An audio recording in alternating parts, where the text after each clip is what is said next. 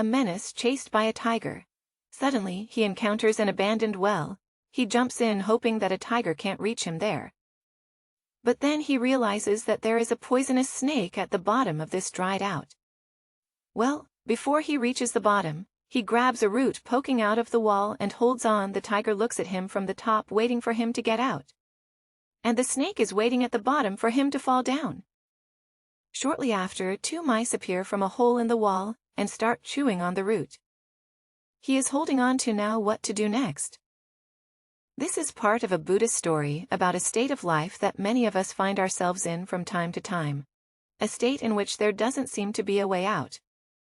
It's no secret that life can be very difficult and painful. And sometimes we're running from our problems, only to run into more difficulties.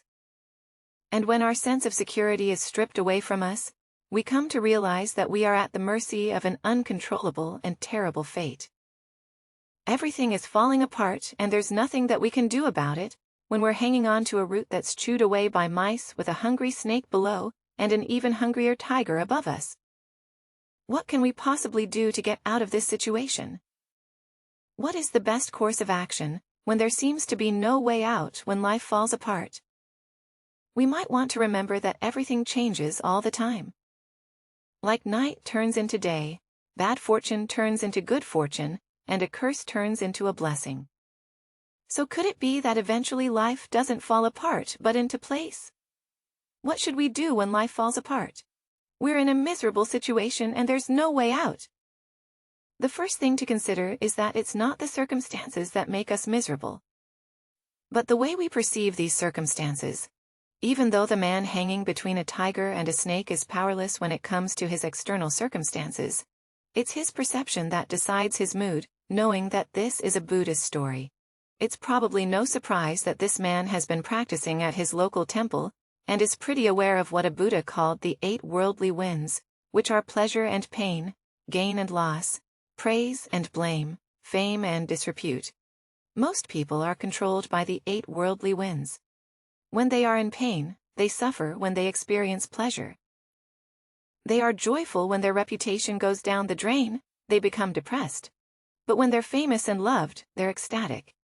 The problem with this way of life is the slavish relationship with the environment that goes with it, as external things decide our mood, while the same external things are not up to us.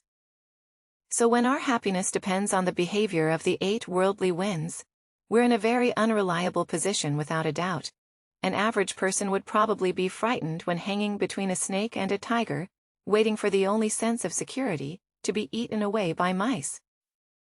But as an avid practitioner of Buddhism, this man calmly observes the situation. Then he suddenly sees honey that is dripping from a beehive sitting in a tree above the well. He smiles and starts licking the honey.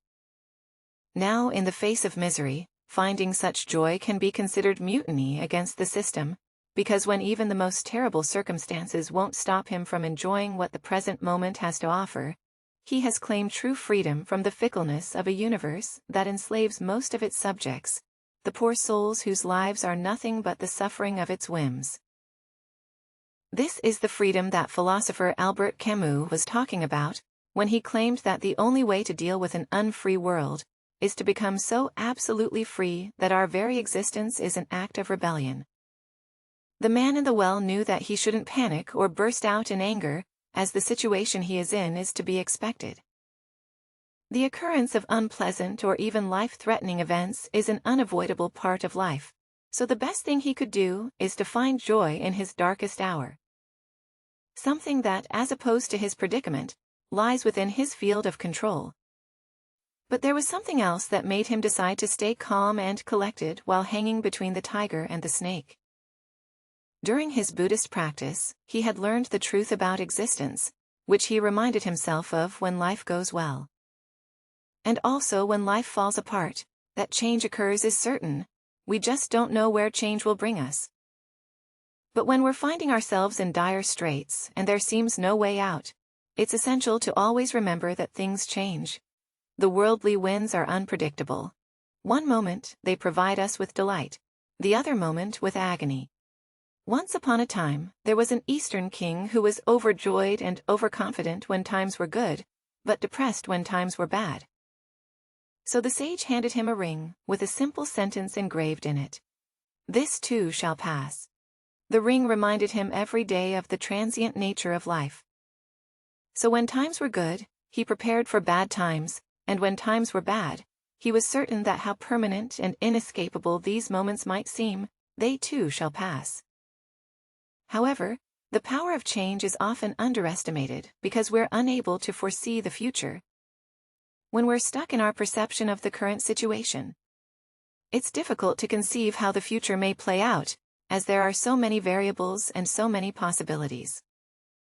People in despair commonly believe that their misery is never ending, as the light at the end of the tunnel has yet to present itself. They're stuck in a mere perception of what's happening at a particular moment, without taking into consideration that change is occurring in the background. This means that this reality we base our assessments on is shifting. Thus, what we perceive as our life falling apart may actually be our life falling into place, oftentimes in ways that we don't expect. We do know by experience that in most cases, the future plays out differently than we had previously expected.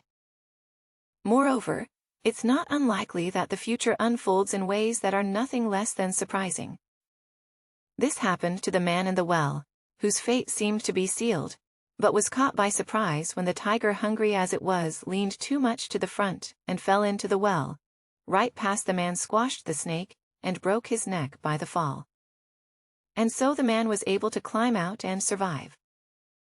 Therefore, no matter how miserable things seem at the moment, the solution may be at our doorstep as the course of the wind changes to our advantage.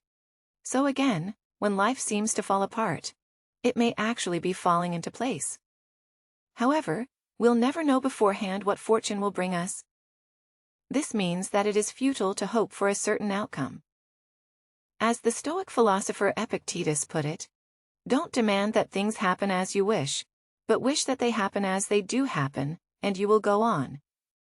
Well, sometimes there's just nothing we can do about the circumstances we're in, no matter how painful, which was the case with a man in the well. But we can choose the position we take towards these circumstances. Pain is certain, suffering is optional. So do we give unpleasant circumstances the power to make us miserable, or do we enjoy some honey instead? Thank you for watching.